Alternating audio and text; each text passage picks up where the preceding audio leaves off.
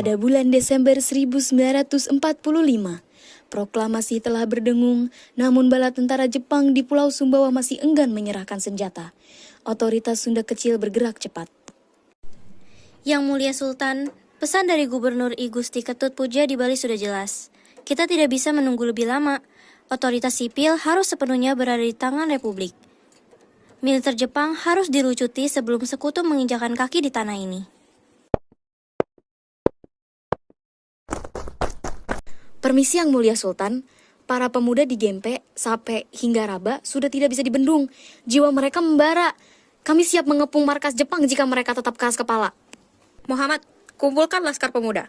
Kita beri Jepang satu kesempatan terakhir untuk menyerah tanpa pertumpahan darah. Jika mereka menolak, ambil alih markas mereka. Otoritas kami hanya tunduk pada sekutu yang akan datang.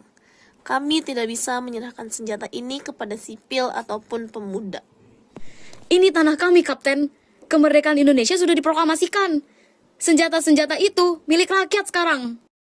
Jangan lancang, pemuda. Kami punya senapan dan disiplin militer. Kalian hanya punya bambu dan amarah.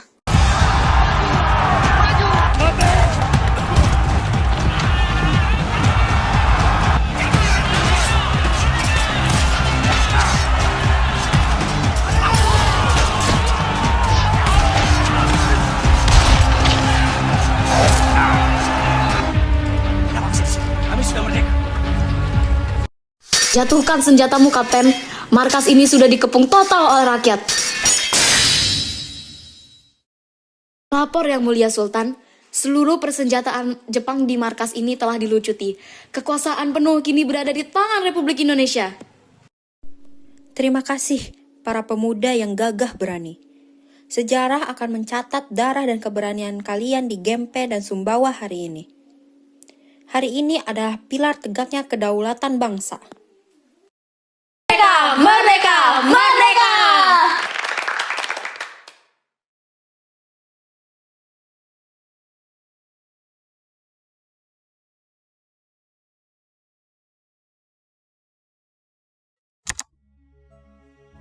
Agustus 1945, proklamasi telah dikumandangkan di Jakarta.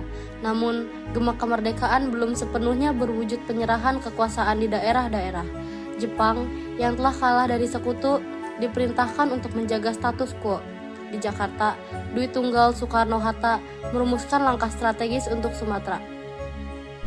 Mas Hatta, Sumatera adalah urat nadi ekonomi dan pertahanan kita.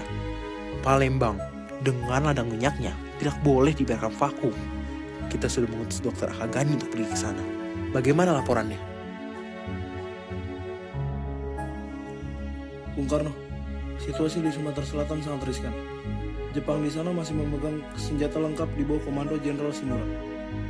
Mereka terikat perintah sekutu untuk tidak menyerahkan senjata kepada kita. Namun, Gani melaporkan bahwa pemuda-pemuda kita di Palembang sudah tidak sabar. Kita tidak bisa menunggu sekutu untuk datang dan menyerahkan kekuasaan ini pada Belanda.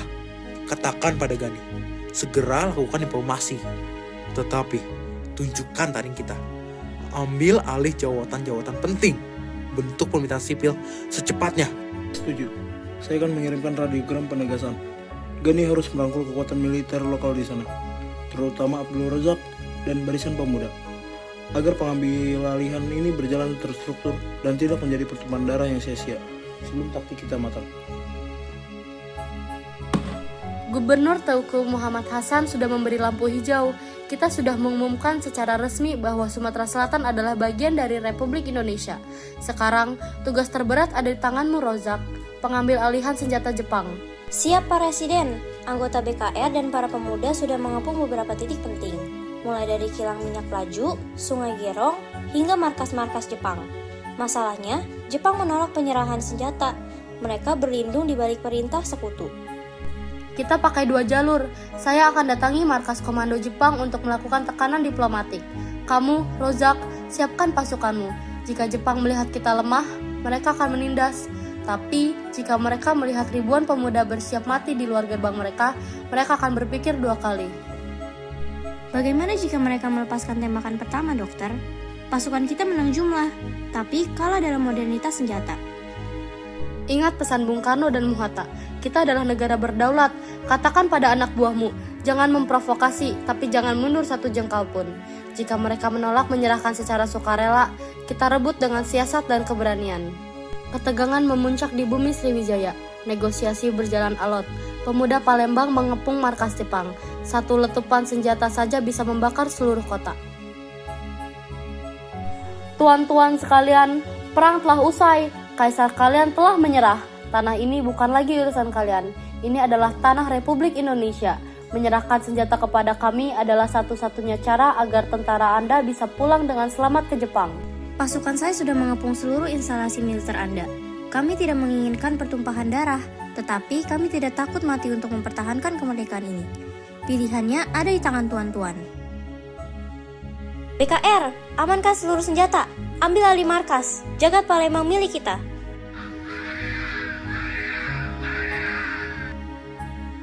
Mas Atta, lihat ini. Gani dan Abdul Rozak berhasil di Sumatera Selatan.